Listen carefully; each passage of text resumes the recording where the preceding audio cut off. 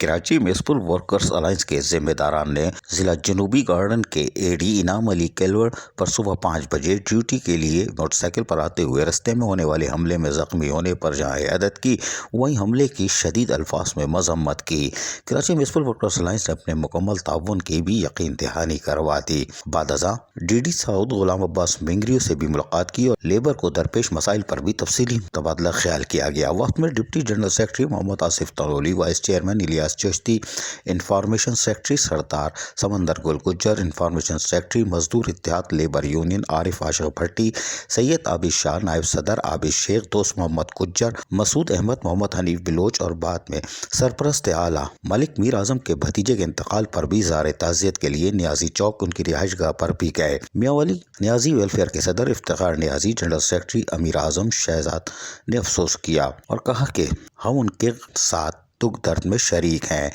جبکہ ملازمین سے جہاں مسائل پر تبادلہ خیال کیا گیا، وہیں ان کو تمام تر تجویز سے بھی آگاہ کیا، جس پر ڈی ڈی سعود غلام عباس منگریو نے آنے والے وفد کو یقین دہانی کرائی کہ ملازمین کے جائز حقوق اور مراعات کے لیے ہر ممکن اقدامات کیے جا رہے ہیں۔ عزیز عارف، KBS بلدیاتی نیوز، کراچی۔ ایسی ہی خوبصورت ویڈیوز فیوچر میں حاصل کرنے کے لیے ریڈ بٹن پر کلک کر کے اور بیل آئیکن کو پریس کر کے ہم سب کے سبسکرائبر بننا مت بھولیے۔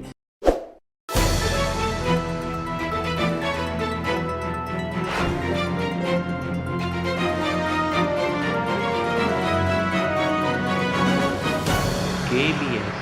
بلدیاتی نیوز۔